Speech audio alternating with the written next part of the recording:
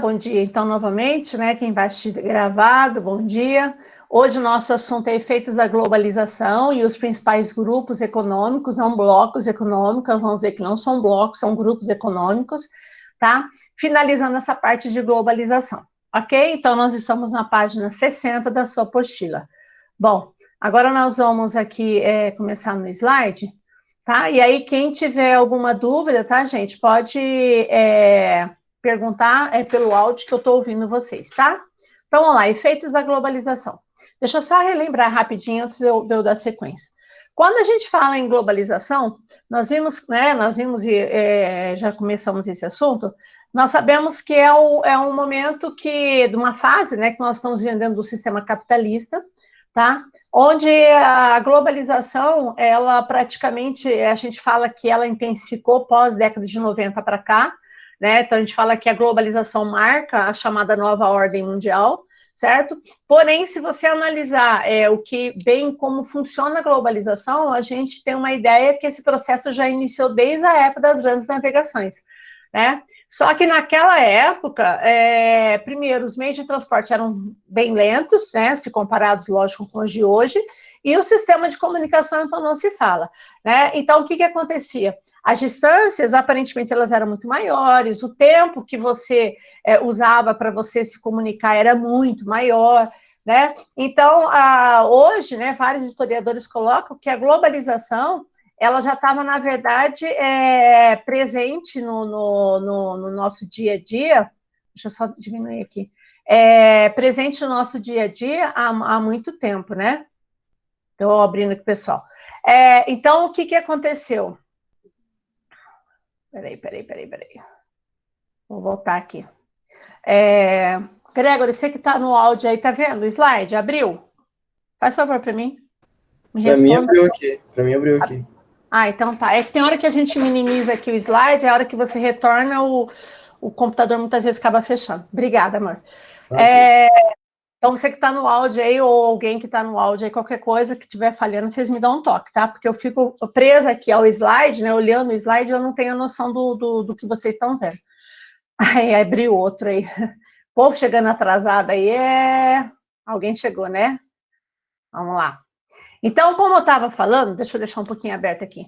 A globalização, então, ela acaba, na verdade, iniciando há muito tempo para cá, né?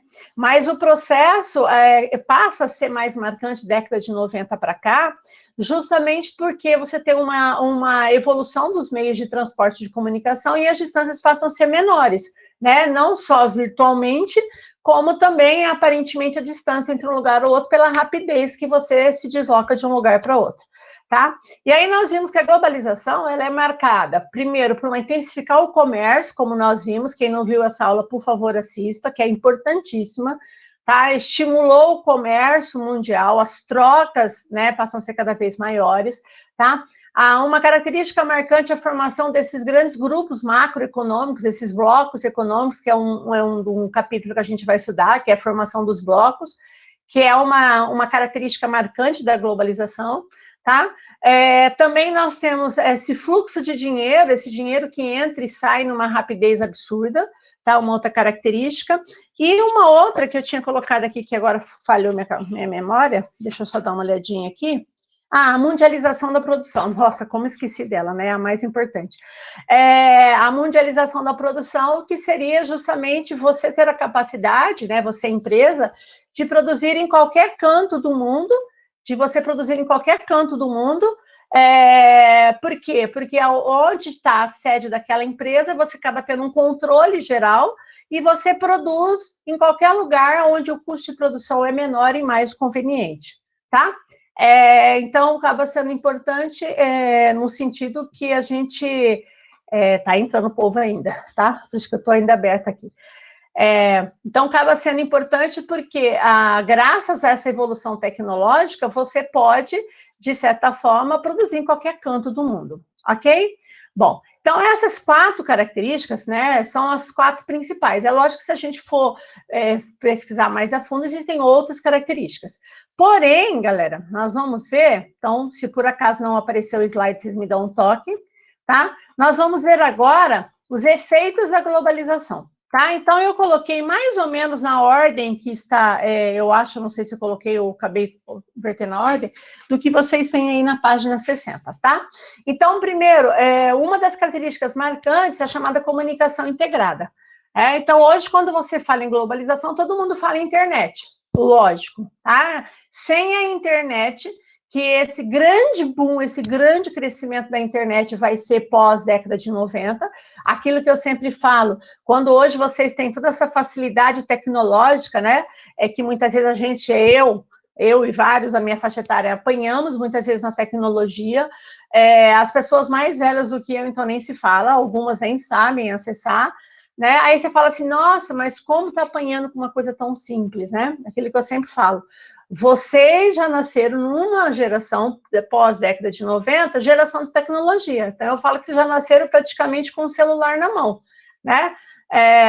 Vocês, basicamente, vendo tela sem nem saber ler, nem saber escrever, e a gente vê a rapidez que essa nova geração tem, né, em relação à tecnologia. E é lógico que, quando você nasce no momento tecnológico, sabendo que é um computador, acessando esse computador muito mais cedo, ou, né, em casa, ou por meio do celular e tal, passa a ser algo normal, corriqueiro, que você só vai avançando, né?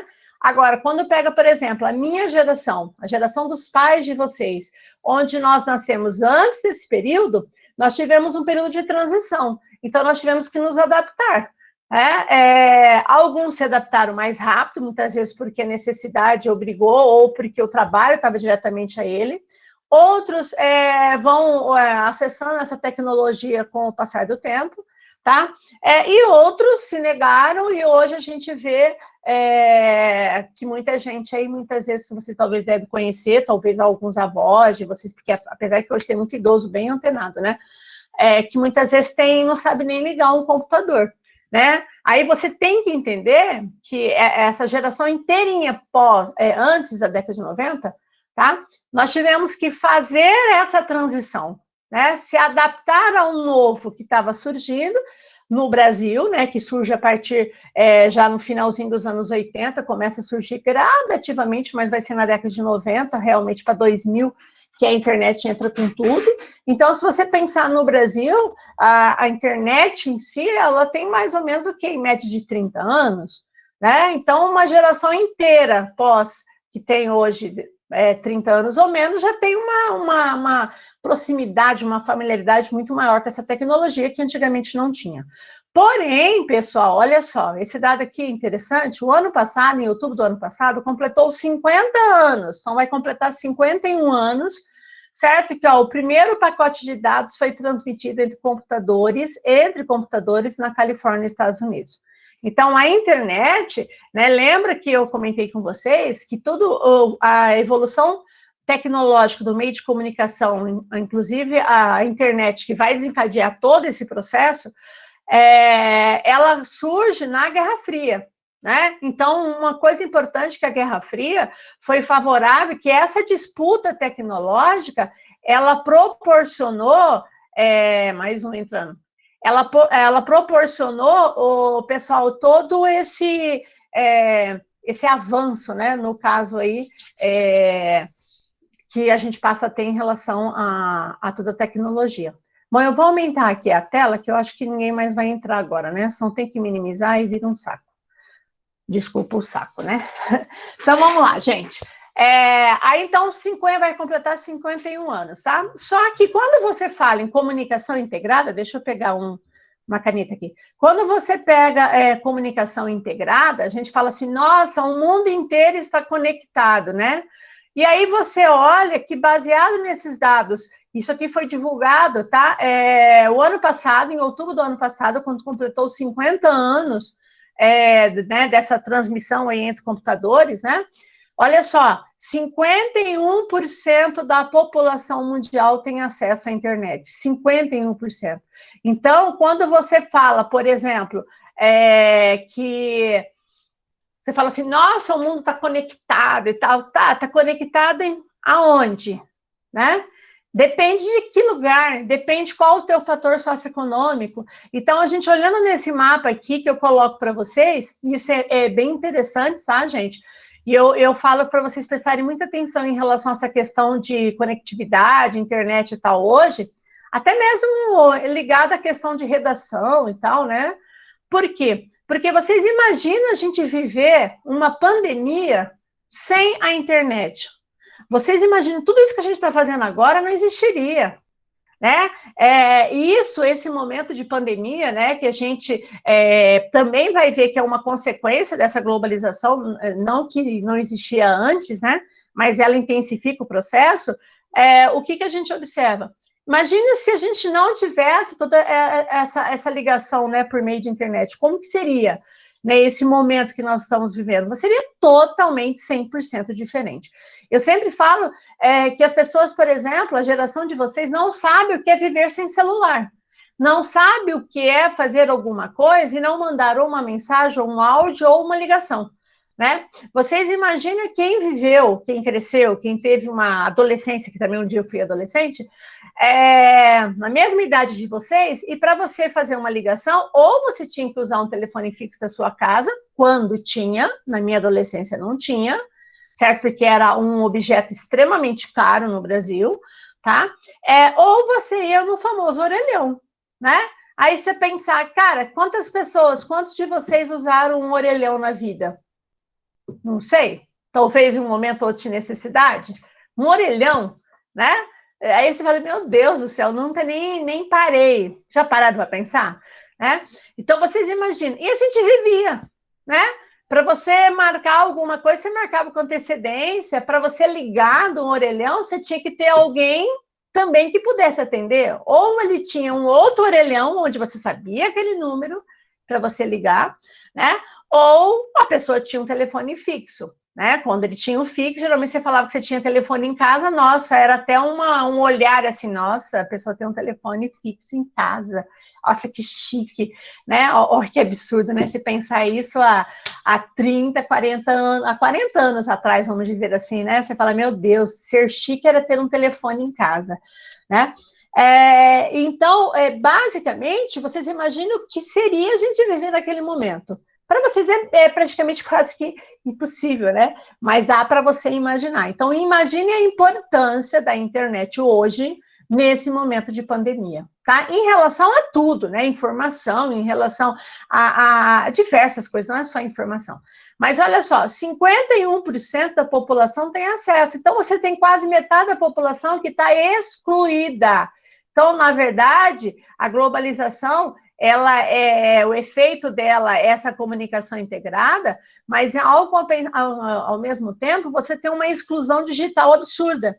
Então, dá uma olhada, ó, se você pega aqui, quanto mais azulzinha aqui, ó, tá, de 90% a 100% da região seria totalmente quase integrada, de 90% a 100%, perceba que você tem aqui, ó, os países escandinavos, Noruega, Suécia, Finlândia, Reino Unido, né, um ou outro país europeu, mas predominantemente você tem o tom do azul, né, que vai variar em torno de 70% a 100%, ó, tá?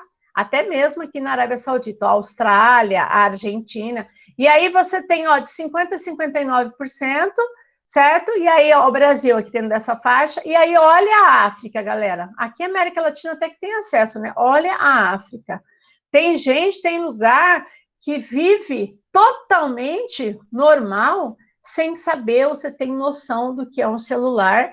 Por que a gente fala um celular? Porque o celular hoje é marca de você estar digitalmente ligado a alguma coisa, né?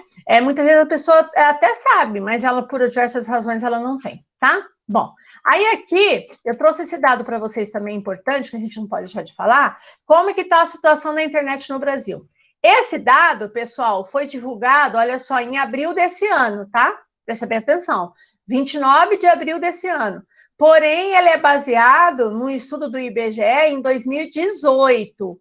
Então, por exemplo, quando você fala em número de habitantes e o percentual, você tem que lembrar que é baseado em 2018.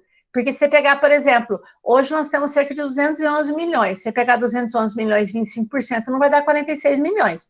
tá? Então, é lógico que você está se baseando na população de 2 anos atrás. Mas esses dados foram divulgados agora, em abril desse ano, certo? Sempre, né? As coisas estão acontecendo, né? Porque a pandemia está aí que o mundo parou, né? E aí o que a gente observa? Que o IBGE, né, Instituto Brasileiro de Geografia e Estatística, tá? Em 2018, baseado na pesquisa dele, diz que 46 milhões de brasileiros ainda não tinham acesso à internet, que corresponde a 25% da população brasileira com 10 anos ou mais de idade, certo? 25% em 2018. E aí, esses gráficos aqui que eu achei bastante interessante, que eu trouxe para vocês terem uma ideia, por que esses 25%, né? Quais são os motivos para não usar a internet? Tudo isso é quem não usa, não esquece disso. Né? Então, a maioria alegou não saber usar ou não ter interesse. Então, olha, 41% desses 25% que não têm acesso não sabia usar, certo? 34% não tinha interesse. Então, esse não tinha interesse, muitas vezes, são de pessoas realmente mais velhas, que na vida dele não faz diferença, tá? Então, por exemplo, os meus pais, né? Os meus pais, a minha mãe tem quase 80 anos, meu pai tem quase 85. Para eles, eles têm um celular onde ela atende ligações e faz ligações. Tem um banco de dados que é pago, né? Mas ele não usa para nada. Por quê? Nem acesso à internet o celular dela coloca. Por quê? Porque não sabe usar, né? Então, uma parcela da população não tem acesso porque não sabe usar, e outros porque não querem, né? E aí, ó, 11%, quase 12% da população não usa porque o serviço é caro, né? Aí, quando você fala, por exemplo, nesse momento que nós estamos tudo, né, em educação remota, né, à distância, e falo para vocês, apesar das pessoas estarem questionando que a gente está tendo aula online e tal, vocês são privilegiados, vocês não têm noção de como vocês são privilegiados, porque eu que dou aula para a escola pública, né, escola do Estado, eu estou muito preocupada com os meus alunos de terceiro ano, porque você fala, todo mundo tem celular, depende que escola pública você está falando, porque tem escolas públicas que uma parcela da população tem acesso, outra não. Então, uma grande parcela da população, ela não está tendo acesso, por exemplo, às aulas online, não é porque ela não quer, é porque o serviço é caro. Você fala, mas pagar, sei lá, alguns reaisinhos por mês para ter um banco de dados, tá, mas dependendo do que você vai acessar, vai comer todos os dados, não é suficiente. Então, essa questão de custo, aparentemente, parece ser muito pequeno para uma realidade da população, que tem acesso à internet, que você tem um Wi-Fi agora aí, ó, que você está acessando, e eu estou usando aqui. Mas, gente, nós somos um grande privilegiado, ok? É lógico que as pessoas hoje elas estão se virando. Inclusive, não sei se vocês sabem, tem várias universidades públicas no Brasil que estão pagando com o auxílio de um valor para banco de dados para o aluno ter acesso. Mas imagina um aluno, né, de um ensino médio, não tem, o governo não está pagando. Tá? E aí a gente tem aqui, ó, outro 6% o aparelho de acesso à internet é caro, né? Aí 4,5% não haveria internet disponível no local. Então ainda tem 4,5% dos entrevistados que não têm acesso à internet porque não tem como usar. Aí a distribuição regional, é lógico que isso aqui, ó, é em milhões de pessoas, então em valores absolutos. Então é lógico que quanto mais populoso for o lugar, maior vai ser o percentual, tá? Então você vê que apesar do Sudeste, olha lá, que está em segundo lugar, né?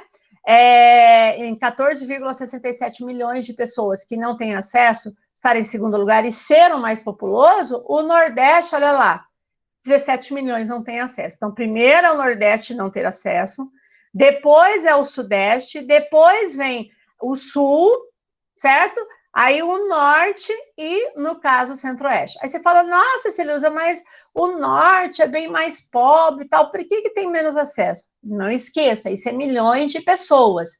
Se vocês forem ver em questões relativas, em número de habitantes em relação ao total de habitantes da região, que não tem acesso, vocês vão ver que isso aqui, né, muda. Como eu não consegui achar esse dado, né, e a pesquisa foi feita assim, eu coloquei isso para vocês, tá? Dessa maneira. Outra coisa interessante que eu coloquei, que essa internet, ó, em quase todos os domicílios que foram pesquisados no Brasil, 99,2% utiliza o celular como conexão. Então, a grande maioria dos alunos, por exemplo, quem está assistindo a aula, a grande maioria está assistindo ali, no celular. Que para muita gente passa a ser algo fácil. Para mim, por exemplo, que eu ficar vendo as coisas no celular, isso me cansa. Eu gosto de um computador.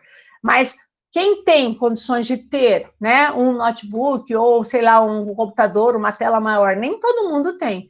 Então, 99%. E aí, ó, como que é esse uso da internet, né? O celular se mantém como principal meio de acesso, sendo, ó, 135 milhões de brasileiros usam o celular para acessar a internet, tá? A maior parte do acesso, isso aqui é bem interessante, é meio que óbvio, né? 123 milhões em área urbana, mas olha, nós temos 12 milhões em área rural. Então, hoje, o sinal também está chegando na área rural. É lógico, naquelas fazendas muito distantes, né? O sinal aí não pega. Ou quem, de repente, já foi para uma propriedade rural, sabe que muitas vezes você tem que ir naquele melhor lugar para você pegar o sinal, né? Mas dá uma olhada, que 71 milhões, a maior parte dessas pessoas que acessam a internet são mulheres, tá? Seguido do homem, ok? É lógico, não que a mulher, ela tá mais antenada apenas, né? Mas é que também, proporcionalmente, nós temos mais mulheres do que homens, tá? Então, se você pensar, mas, de maneira geral, muitos homens acabam não tendo acesso, porque geralmente são pais de família, que muitas vezes a situação econômica não leva a ter acesso. E aí, olha que interessante, qual a finalidade do acesso à internet? Para que eu uso a internet? Né? Essa população, esses 135 milhões. 95% enviar ou receber mensagem de texto, voz ou imagem por aplicativos diferentes de e-mail. Tá? Hoje, eu falo que o celular, hoje, as pessoas não ligam, elas falam, né? Principalmente uma geração como a de vocês, muito por áudio. Né? A rapidez que vocês digitam, por exemplo, que eu falo que o dedão de vocês parece que se deslocam, né? Outro 88% é conversar por chamadas de voz ou de vídeo, tá? Hoje, gente, com essa pandemia, né, que esse afastamento social, quantas chamadas de vídeo você faz para aproximar as pessoas, tá? 86% assistir vídeos, inclusive programas, séries e filmes, né? Todo um pacote de dados para você assistir filme para o seu celular, série pelo celular, vocês sabem disso, né? E 63% enviar ou receber e-mail. Né? Eu falo que até hoje as empresas, o e-mail, que é uma coisa bastante oficial, vamos dizer assim, ela está sendo muito substituída principalmente por essas mensagens, né? Hoje o WhatsApp, por exemplo, e outras formas de mensagem, vocês sabem que já virou até problema, né? Nós sabemos disso. Então, esses dados que eu coloquei para vocês, tá? É para a gente ter uma noção que, ao mesmo tempo que você fala comunicação do mundo integrada, ao mesmo tempo, nós temos uma grande exclusão digital. Não esqueça disso, tem uma grande parcela da população brasileira e mundial que não tem acesso à internet, tá? Por diversas razões, como nós vimos. Segundo item, super mega importante, é o aumento do desemprego. É lógico que eu coloquei aqui na apostila de vocês que estão ao lado, tá aí que a globalização ela vai acelerar o desemprego conjuntural e o desemprego estrutural. Então, vocês prestem atenção nesses conceitos aqui. Na verdade, nós falamos, de maneira geral, nós temos 4 tipos de desemprego, tá? Então, tem o friccional, o sazonal, o conjuntural e o estrutural. Geralmente, a gente fala muito desses dois porque é o mais ligado ao assunto que a gente está falando. Mas eu falei, vou colocar para, de repente, você achar que só tem esses dois. Não tem, né? O que é o desemprego friccional? É o desemprego natural, né? Na verdade, friccional de pressão, tá? Que seria no sentido de quando você tem, por exemplo, quem entraria nesse desemprego natural? Jovens que estão entrando no mercado de trabalho, aquelas pessoas que, de repente, eu saí de uma empresa e fiquei um certo período porque eu estou indo para outra, né? Então, é aquele desemprego natural que não é uma questão que eu fui demitida por questão econômica ou tecnológica, ou que eu vou ficar meses desempregada, é aquele desemprego que, naquele momento, você está à procura de emprego, tá? Não esquecer, pessoal, que um desempregado, por favor, ele é considerado população economicamente ativa, certo? Não é porque o cara está desempregado que ele é inativo, ele é ativo. Ele só será inativo se ele não estiver à procura de trabalho, se ele se afastar, falar, desistir, não vou levar currículo, não vou procurar, não vou fazer entrevista, aí o cara, ele poderá, dentro de uma pesquisa, se ele tiver essa característica, ele entrar no grupo dos inativos, certo? Mas o cara está desempregado, o cara está entregando currículo, o cara está lá numa hora dessa, numa fila, né, de uma FUNSAT, por exemplo, né, que é uma fundação que vai ali tentar, né, levar o teu currículo, procurar um trabalho e tal, e essas filas não param de crescer, ele é uma população economicamente ativa, não esquece disso. Tá? Então, o friccional, que seria esse desemprego natural, o sazonal, vocês sabem, o que é sazonalidade? É algo temporário, ocorre por sazonalidade de determinadas atividades, por exemplo, vamos supor que o cara tem um emprego, um boia fria, vamos pegar um exemplo. Um boia fria é um trabalhador sazonal, temporário, ele vai ter emprego durante as colheitas. Aí, numa entre-safra, enquanto eu não tenho colheita, eu vou ficar, muitas vezes, algum determinado período, alguns meses, desempregado, certo? Aí, voltou a colheita, volto a ter a função. Então, esse é um desemprego que, na verdade, lógico, todo desemprego é problema, mas não é tão problemático, por quê? Porque você sabe que em determinado período esse emprego vai voltar a ter, esse é o sazonal. E aí vem os dois mais importantes, né, para nós, que é o conjuntural e o estrutural, tá? Então, preste atenção, porque isso pode aparecer em provas. Por quê? Porque a pandemia, ela agrava de uma maneira absurda. Eu não trouxe dados, porque os dados ainda estão muito incompletos, mas, assim, até o Enem a gente tem que falar sobre isso. Mas, assim, a pandemia, ela já aumentou uma quantidade absurda de desempregados no mundo e no Brasil. Não é só Brasil, é mundo. Tudo parou.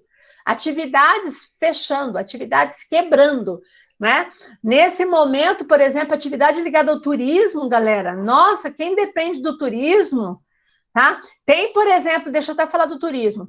Tem desemprego, antes de pandemia, tá? Antes de pandemia. Tem desemprego ligado ao turismo que ele pode ser classificado como sazonal. Por exemplo, eu trabalho numa atividade, por exemplo, em hotelaria. Numa região, por exemplo, que eu tenho muita gente de temporada, né?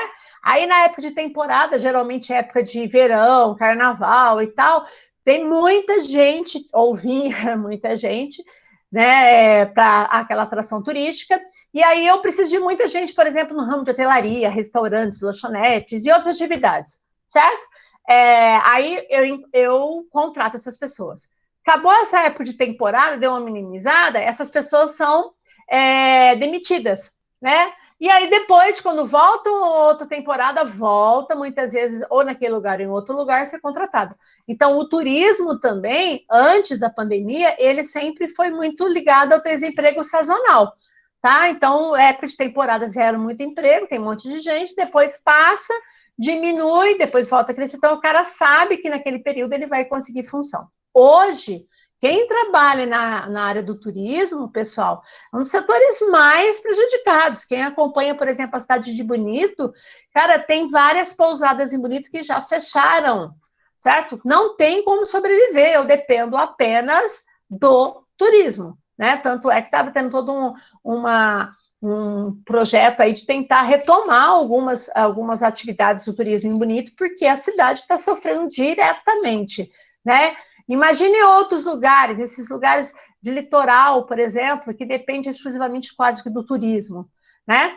Então, o que acontece? Quando você tem uma recessão econômica, certo? Uma recessão econômica, ou algo que vai desencadear essa recessão, como uma pandemia, eu vou ter o desemprego conjuntural. O que é o desemprego conjuntural? Ele é cíclico ou involuntário. Então, ocorre quando tem uma recessão econômica, o que significa retração da economia e da produção, que é o que está acontecendo. Todo mundo parou de comprar ou diminuiu as suas compras, as lojas estão vendendo o mínimo necessário, porque as pessoas também não estão indo, ou deixaram de ir em alguns lugares, tá? E aí, automaticamente, se eu não consumo, eu não produzo. E se eu não produzo, gente, por que eu vou ter aquele monte de funcionário? Então, a gente vai ter uma retração na produção, as empresas elas vão ser obrigadas a dispensar, certo? Porque elas não vão ter condições de segurar essas despesas. Então, elas são obrigadas a dispensar seus funcionários para cortar despesas. Esse desemprego é o conjuntural, que é o que está explodindo agora no momento no Brasil e no mundo. Na verdade, no Brasil, a gente já estava tendo o desemprego conjuntural, que é aquela questão que já tinha 12 milhões, 13 milhões de desempregados no Brasil, parará, que vocês com certeza já estavam vindo desde da transição do governo da Dilma para o Temer, do Temer para cá. Só que um fator era que o Brasil não estava crescendo, o Brasil estava gerando poucos empregos, alguns setores estavam parando, como o setor industrial e tal, então as pessoas, para sobreviverem, estão mandando embora. Hoje, galera, vocês têm noção, vocês devem ter noção, porque talvez alguns pais de vocês estão nessa situação, ou vocês conhecem, ou muitos pais são empresários, ou que vocês conhecem. Gente, a quantidade de funcionário que está sendo demitido é um absurdo. Mas assim, fala, meu senhor, que horror. Mas, gente, como a empresa sobrevive? Não tem como ela sobreviver, certo? Ou a gente está tendo redução de funcionários, mas tem empresas que, para não demitir, está reduzindo a jornada de trabalho e está reduzindo os salários. Tem empresas que o funcionário está trabalhando e ganhando 30% do seu salário. Tinha gente que ganhava 4, 5 mil reais e está ganhando um salário mínimo agora, para vocês terem uma noção. Então, esse contexto, por isso que eu falo, presta muita atenção nesse olhar, porque eu acho que a prova desse ano vai estar muito ligada a todas essas consequências, né, da pandemia.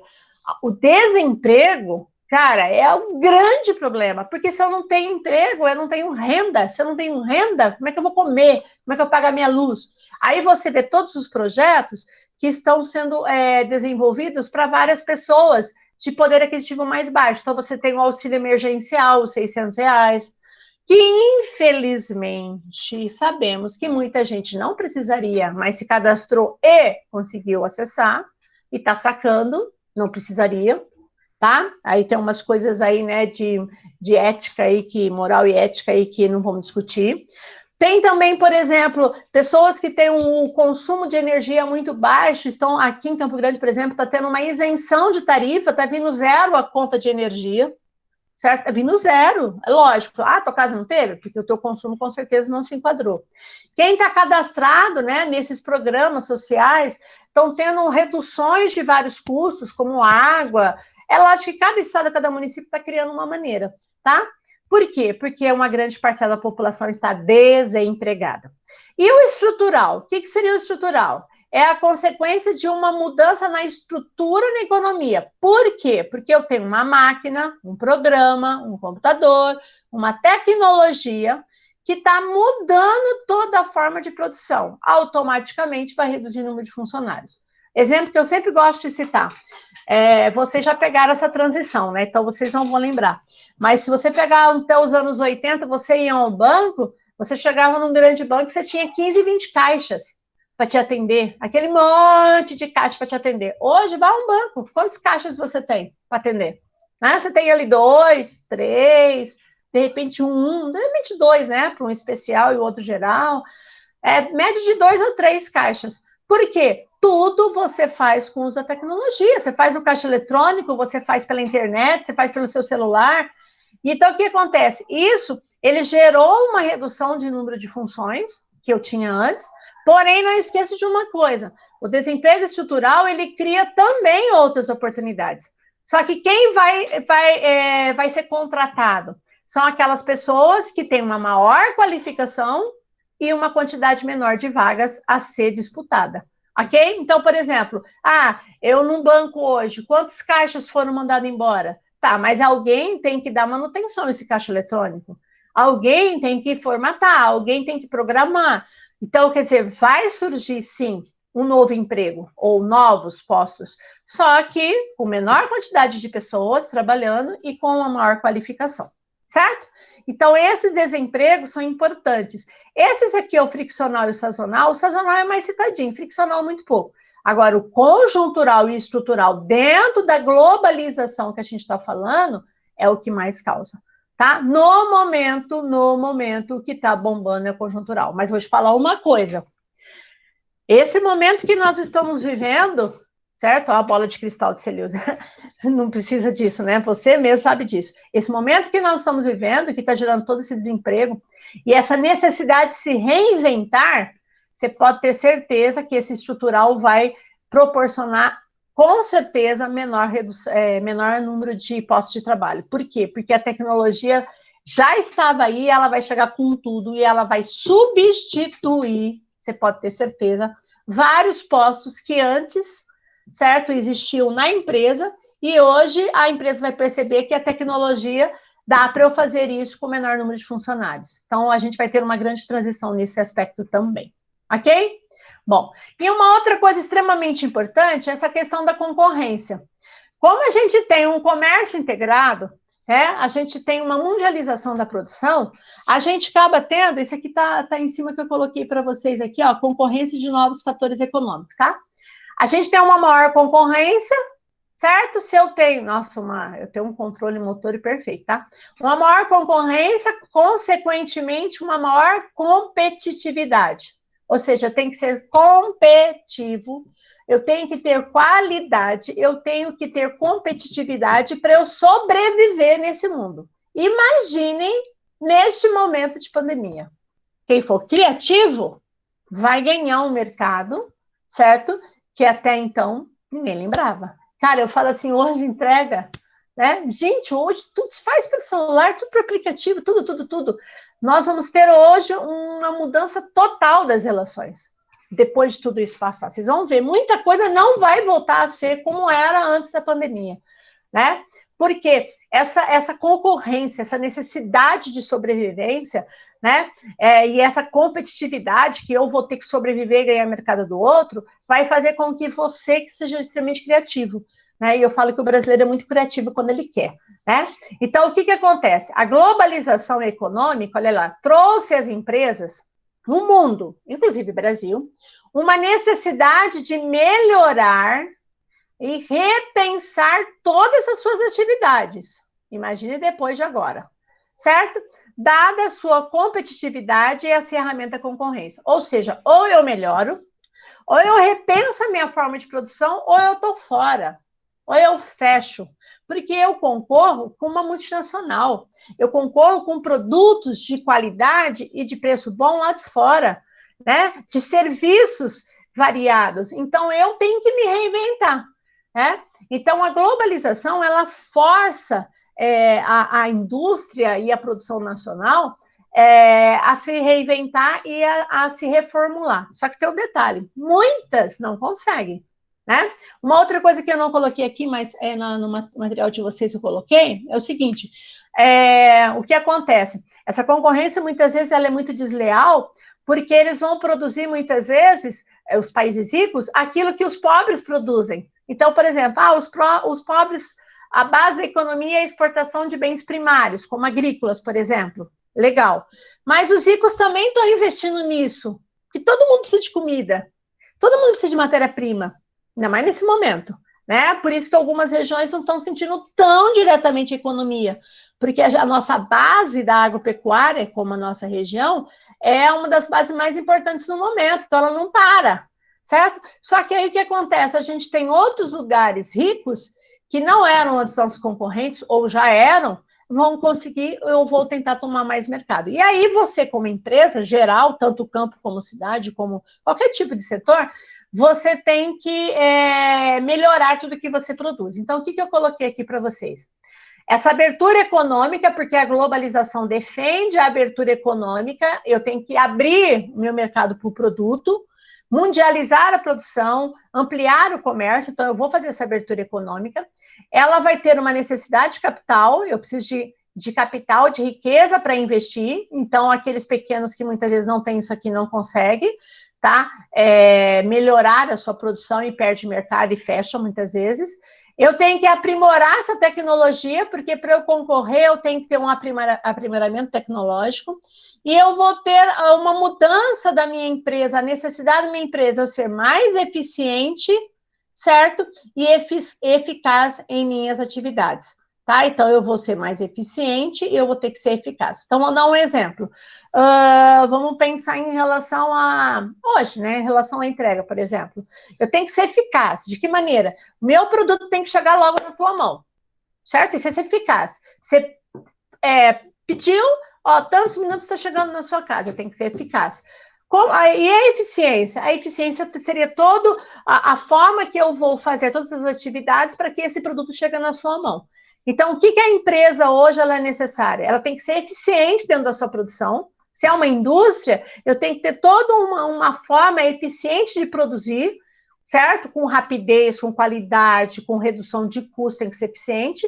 E eficaz no meu produto final. Eu tenho que atingir o meu objetivo, né, baseado naquilo que eu planejei, tá? Então, no caso, hoje também é uma tendência. Tranquilo? Bom, uma outra característica que eu coloquei aqui para vocês seria o ônus para terceiro mundo e a desigualdade entre países do Norte e países do Sul. Vocês sabem, acredito que todo mundo saiba, o que é um país do Norte e o que é um país do Sul. É uma regionalização que, vamos dizer assim, que hoje não é tão usual, mas pode aparecer. Países do Norte são esses aqui, ó, os amarelinhos, que são os países desenvolvidos. Então, a gente fala que países do Norte são os países ricos e os países do Sul são os países pobres, ok? Ricos e pobres. Os ricos, né, nós já sabemos, América do Norte, tirando, lógico, anglo-saxônica, melhor, Canadá e Estados Unidos, Europa, a Rússia, nessa classificação, ela entra como país do Norte, a Austrália e a Nova Zelândia. Não esquece a Nova Zelândia aqui, tá? Nova Zelândia, que é aquele paísinho que está sendo usado como exemplo, né? De controle da pandemia. Tá? Nova Zelândia e a Austrália, Oceania. Apesar de estar no hemisfério sul, são chamados de países do norte. Então, esse país do norte e do sul não tem nada a ver em estar no hemisfério norte ou hemisfério sul, ok? Cuidado, se eu estiver me referindo a país do norte, eu vou falar assim, os países localizados no norte ou no hemisfério norte, aí estou falando de localização. Se eu falo países do norte ou país do norte e país do sul, é uma expressão que eu quero dizer o rico e o pobre, certo? E os pobres, que seriam os do sul, ó, por exemplo, o México, tá vendo? Ó, aqui é a linha do Equador, ó, certo? Então, como aqui é a linha do Equador, ó, tudo isso aqui é hemisfério sul, tudo é hemisfério norte, mas são, ó, países do sul. Inclusive, ó, nessa classificação, a China entra aqui, ó, a China tá aqui. Japão não, né? Japão tá aqui, ó, do norte. A China tá aqui, ó.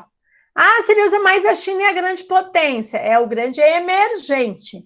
Nos países do sul é onde nós temos os emergentes, como China, como a Índia aqui, os tigres asiáticos, que vai estar nessa região aqui da Ásia, a África do Sul, que é o emergente, e no caso o Brasil é emergente, o México é emergente, tá? A Argentina também é considerado um emergente latino, tá? Mas os grandes emergentes da América seria México e Brasil, a África do Sul, tá? E nós temos os grandes emergentes asiáticos.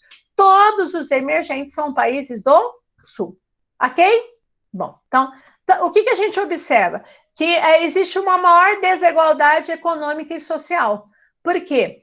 Porque quem é do vai ficar cada vez mais rico e ficou mais rico e o pobre cada vez mais pobre. E isso acelerou e acelera os movimentos migratórios. Por quê? O que acontece, pessoal? A população do Sul, qual vai ser o desejo dele ou dela? O desejo vai ser sair daqui e ir para onde? Para os países ricos. Sair daqui para onde? Ó, os países ricos. Sair daqui para onde? Ó, países ricos. Certo? Ou até mesmo aqui, né? A Austrália. O que a gente observa, pessoal? Que essas regiões mais ricas, mais desenvolvidas, elas acabam sendo as áreas de atração, de imigração. E essas regiões ao sul, por diversas razões, as pessoas querem fugir, querem ir embora, né? Ou por ser refugiados ou imigrantes, como nós já vimos, tá? Então, você vê, por exemplo, a quantidade de latinos, por exemplo, que querem entrar nos Estados Unidos, certo? Que agora, né, nem viajar para lá tá fácil. Bom, entenderam, gente? Então, isso aqui seria essa desigualdade, né, entre norte e sul, e esse ônus, no caso, para os países do sul, que são os mais pobres. Porque, na verdade, eles acabam sendo explorados pelos ricos. Tranquilo?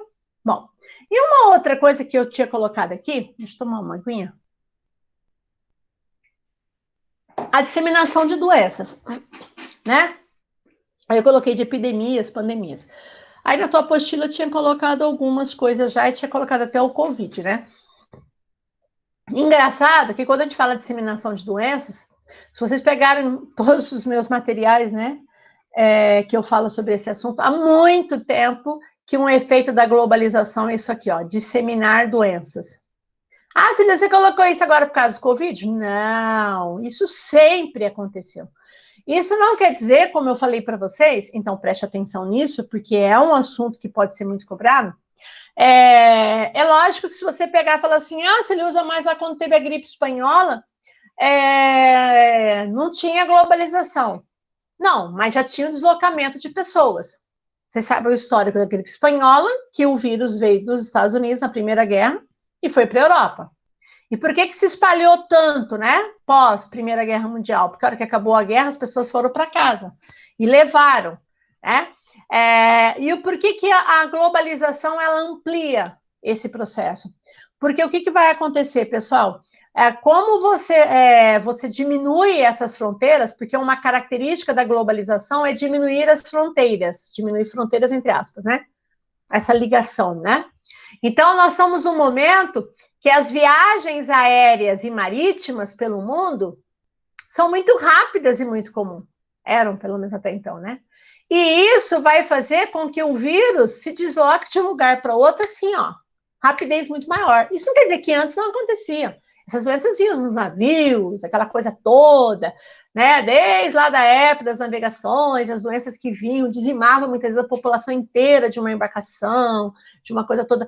Mas hoje, a facilidade, a rapidez, hoje o Covid mostrou como a globalização acelerou. Tanto é um fator, o que os Estados Unidos fez, né? Os Estados Unidos primeiro fechou toda a chegada de voos que vinham da China. Grande erro, porque o Covid nos Estados Unidos não chegou tanto pela China, chegou pela Europa, né? Aí depois fechou os voos vindo da Europa. E agora vocês viram que a partir de agora, né? Acho que hoje já está valendo, parece que o último voo já tinha, era hoje, de voos que vêm do Brasil. Por quê? Porque, gente, na viagem, você desloca essas doenças de uma rapidez absurda, certo? Vou dar um exemplo para vocês. Vocês, com certeza, esse momento é o maior. Mas, por exemplo, aqui, ó, quando teve a SARS, né? Foi a SARS? Não, perdão, gripe aviária. Gripe aviária. Em 2003, 2004... foi um momento que eu viajei para fora do país, eu fui para a Argentina e peguei bem nesse período aqui que a gripe aviária, era a gripe aviária e a SARS, era nesse momento, foi 2003, estava crescendo na Ásia, mas não tinha essa coisa que nós temos hoje, mas eu me lembro muito bem que quando a gente retornou para o Brasil, né, o voo de Buenos Aires para São Paulo, primeiro que em Buenos Aires eles pulverizaram literalmente a gente dentro do voo, quase que a gente morreu sufocado, que eles passaram um treco lá dentro, jogaram, entrou pelo ar, assim, a gente quase ficou morto, sufocado lá dentro, né? Que era justamente, né, uma desinfecção do lugar. Aí nós tínhamos que preencher um monte de formulários, né? Se você teve sintomas de gripe, tosse, coriza, parará, febre, de onde você veio, para onde você vai, quantos dias você ficou, onde você mora. Quando a gente chegou em Guarulhos, no aeroporto, nós tivemos que entregar esse formulário, passar por todo um controle sanitário, certo? Passar todos os dados, porque qualquer pessoa naquele voo que, de repente, fosse identificada algum sintoma após a viagem, saberia todo mundo que estava dentro daquele voo, né? Isso, pessoal, olha só, né? Há quanto tempo atrás? Cerca de 17 anos atrás, né? Então, essas doenças, elas sempre existiram, né? Aí eu coloquei algumas aqui para vocês, tá? Esse número de mortes é baseado na dados da Organização Mundial da Saúde, tá? A gripe espanhola, depois, em outro momento, com certeza a gente vai estar revendo isso aqui, tá? 1918 e 19, cerca de 50 milhões de mortes, cara, foi uma coisa absurdamente, né? Eu estava até olhando esses dias um vídeo que na gripe espanhola aqui no Brasil também as aulas fecharam, todas as escolas fecharam e todo mundo foi aprovado no ano letivo, que eu acho que vai acontecer esse ano. Ninguém eu acho que vai reprovar, principalmente escola pública. A gripe asiática, que também aconteceu nos anos 50, 1.100.000 mortos, tá? Então, a gripe espanhola, tá? A gripe asiática, perceba que sempre Ásia, né? Aí, sem nada de conspiração, mas são regiões populosas, né? Então, isso favorece, tá? A gripe de Hong Kong também, nos anos 60 para 70, 1 milhão de mortos. Aí vem agora uma coisa mais atual. A gripe aviária, foi aquela época, né? Das migrações das aves e tal, todo mundo queria no país comer frango, aquela coisa toda. 2003, 2004, 400 mortos. Aí a SARS, síndrome respiratória aguda grave, na China, 2002, 2003, 774 mortos, certo? Aí vem a gripe tipo A, H1N1, certo? 2009, 2010, 18.500 mortos. A MERS, síndrome respiratória do Oriente Médio, a MERS, não esquece da MERS, todo mundo fala do H1, fala da SARS, não esquece da MERS, tá? 863 mortos, tá?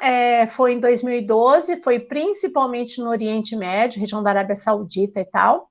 O Ebola, não esquecer do Ebola, no oeste da África, tá? Que é uma doença que foi identificada desde a década de 70, mas aí teve um grande surto em 2013, 2016, no oeste da África, e reapareceu em 2018 na República Democrática do Congo, sendo que no Congo, agora em 2019 a 2020, disse que essa doença tinha desaparecido.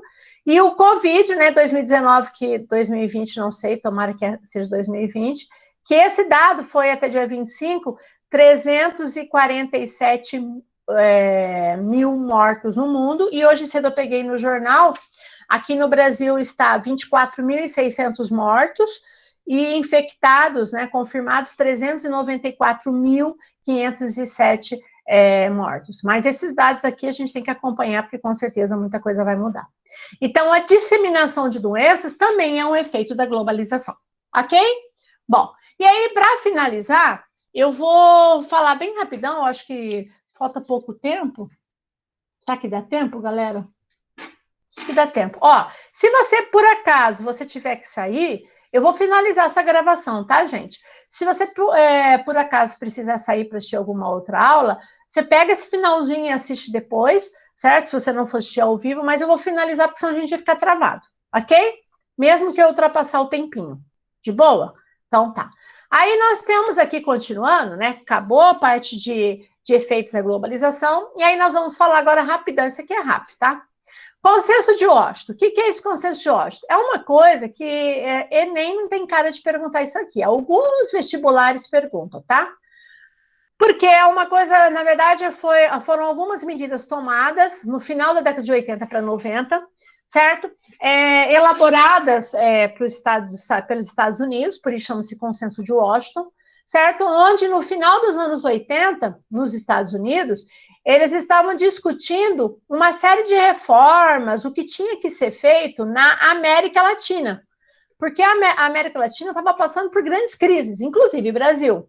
Dívida externa, a economia estava estagnada, inflação galopante, Brasil, então, nem se fala nessa questão da inflação aqui, tá? Nós estamos aqui nesse período aqui, governo Sarney indo para o Collor, tá? Aqui era governo Sarney ainda para o Collor.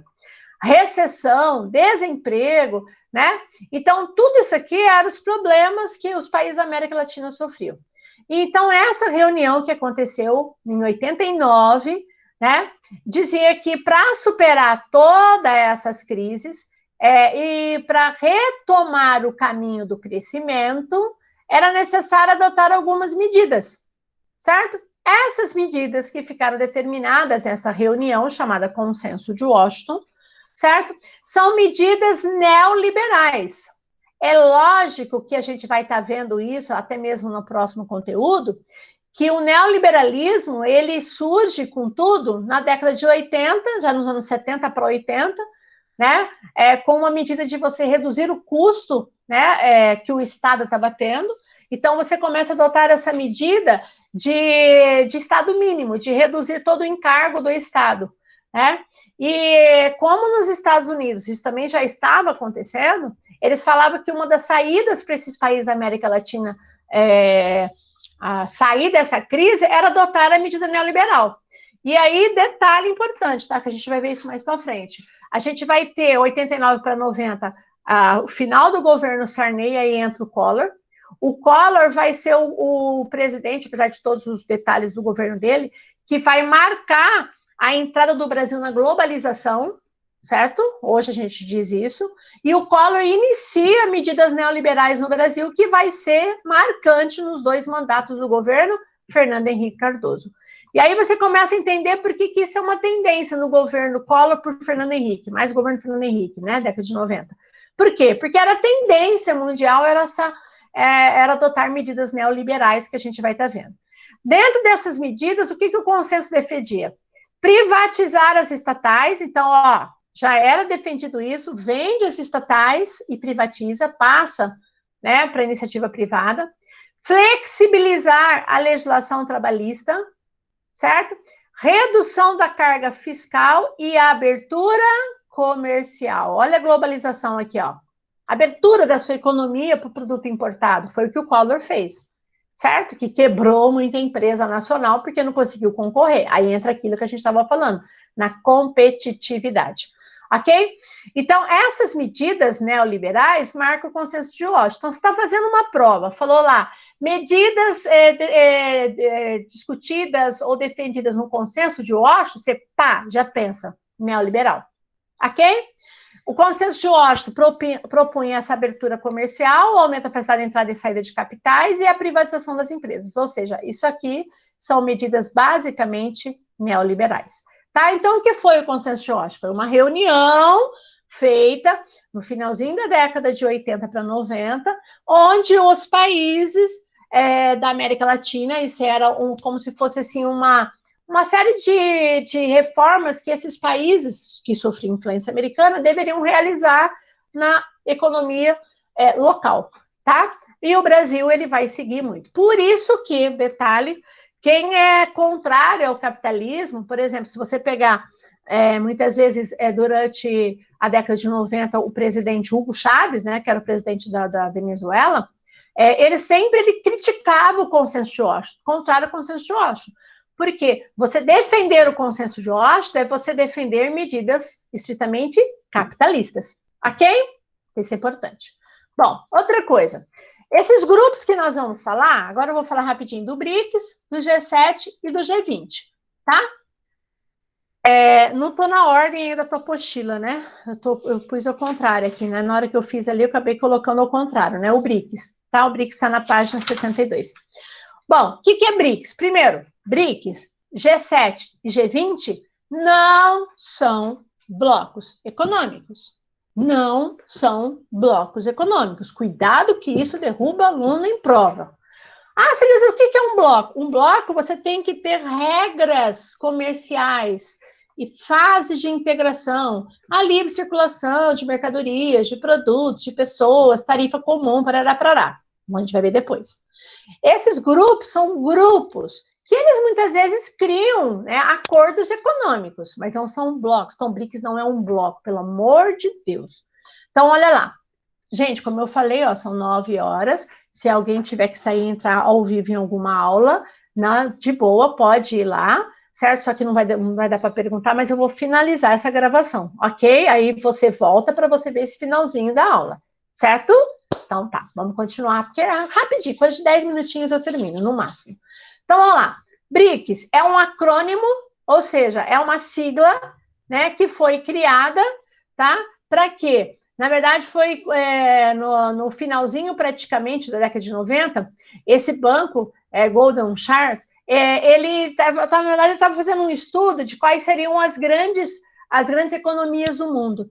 E aí, nesse estudo, ficou colocado que tinham 4 países, no início eram 4, depois passou a ser 5, 4 países, que poderiam ser as grandes economias do século XXI, tá? Que seria, no caso, o Brasil, aí vem a sigla Brasil, o R de Rússia, então, dentro desse aspecto, a Rússia é colocada como emergente, a Índia, tá? E, no caso, a China, que são esses que nós temos aqui, ó, Brasil, a Rússia, a China e a Índia, tá?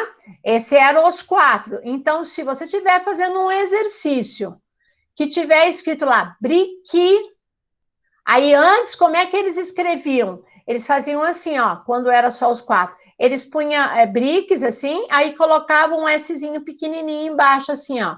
Certo? BRICS, assim, como se fosse aqui um Szinho pequenininho aqui, ó. Os BRICS, os países do BRICS. Não deu para ver S nenhum aqui, né, gente? Então, olha só. Se você estiver fazendo algum exercício e você vê BRIC, quer dizer que esse exercício ele é antes de 2011. Ok? Você que gosta de fazer um monte de exercício aí. Porque a partir de 2011, tá? Na terceira cúpula do BRICS, a África do Sul foi convidada. E aí o S agora, o S aqui, ó, é da África do Sul. Tá? Então, se você vê um exercício que tiver apenas BRIC, você pode ter certeza que ele exercício é até 2010. Certo? 2011 para cá tem que ser BRICS. Ok? Muito bem. Então, hoje a gente fala que BRICS é o grupo dos 5 grandes emergentes. Certo? Brasil, Rússia, Índia, China e África do Sul, que, pelo amor de Deus, isso aqui você tem que saber de frente para trás, trás para frente de qualquer jeito. Não é um grupo econômico. Certo? A cúpula do BRICS, a última que teve foi o ano passado, 2019, aconteceu em Brasília. Geralmente ela acontece no meio do ano. Esse ano, 2020, a Rússia assumiu a presidência rotativa, que até então a presidência rotativa é rotativa, né? Cada ano tem um esquema. Até o ano passado era o Brasil, certo? Aí vai pela sequência: Brasil, Rússia, Índia, China, África do Sul, aí volta, tá? Aí, no caso, agora, quem assume a presidência agora é a Rússia, certo? E a reunião do BRICS estava marcada, agendado para agora, no meio do ano, na Rússia, né? Onde o Vladimir Putin estaria, né, liderando a reunião, que é o encontro dos 5 presidentes, né? Mas, com a pandemia, não sei o que vai acontecer, tá? Provavelmente, ou ela vai ser adiada, não sei o que vai acontecer, porque essa reunião, geralmente, ela acontece em julho, né? Então, não sei se vai acontecer em julho, eu acho que não. Eu acredito que não. Ou talvez ela ocorra, né, de forma por teleconferência, né, como está acontecendo as reuniões no mundo por teleconferência, até aqui no Brasil. Então, pode ser que aconteça por teleconferência, tá? Então, a gente não sabe ainda como vai ser essa reunião. Detalhe, quando você fala em BRICS, pessoal, a gente tem que lembrar que foi criado um banco chamado NBD. NBD é um novo banco de desenvolvimento, onde esse banco, ele agiria como se fosse o Banco Mundial. Ele emprestaria dinheiro para os membros do BRICS, certo? Usarem projetos de desenvolvimento. A sede desse banco fica em Xangai, na China, certo? Ainda é um banco que já foi criado, já há alguns anos atrás, mas ainda a gente quase não escuta falar muito dele. Mas se você falar NBD, né, Novo Banco de Desenvolvimento, é um banco que foi criado pelos 5 emergentes, como se tivesse a mesma função do Banco Mundial, que eu já expliquei para vocês, que empresta dinheiro para projetos de desenvolvimento, tá? Então, não esqueça, BRICS não é um bloco econômico. Bom, quem é o G7? O G7, o famoso grupo dos 7, que até 97 era chamado de G8, tá? 97 não, perdão. Até 2014 era G8, tá?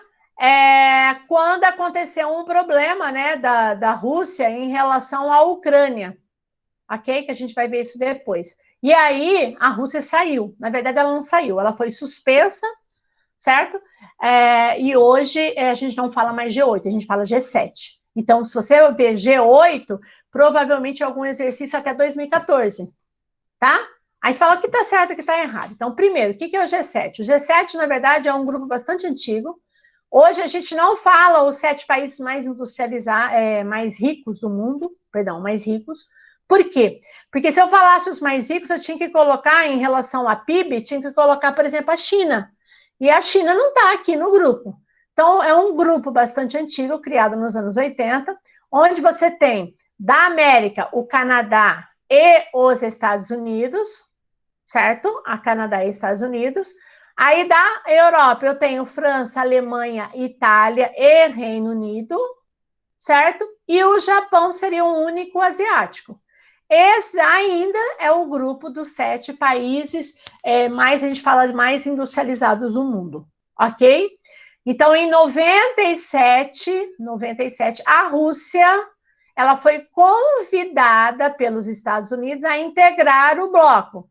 Na verdade, você fala assim, nossa, mas a Rússia é tão desenvolvida assim? Lógico que não. Mas, né, contexto aí, né, de a potência bélica que a Rússia é e tal, ela foi convidada a participar, né, no grupo das maiores economias do mundo. E aí, a partir de 97, passou a se chamar G8.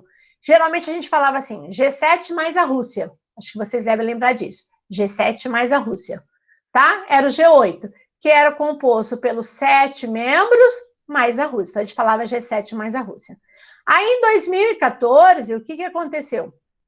Houve um problema, tá? Em relação à Ucrânia, né? Não sei se vocês se recordam, que foi quando teve um movimento na Ucrânia de se aproximar da Europa e se afastar da influência russa. E quando o governo da Ucrânia recuou nesse processo, porque ela seria um possível associado à União Europeia, e ela recuou desse processo, a população do ocidente da Ucrânia não aceitou, e a Ucrânia entrou numa guerra civil, certo? E aí o que aconteceu? Um fato que desencadeou esse boicote em relação à Rússia foi a queda de um avião, não sei se vocês lembram, um avião que cruzou o espaço aéreo da Ucrânia e foi derrubado, e foi constatado que foi derrubado por um míssil russo, certo?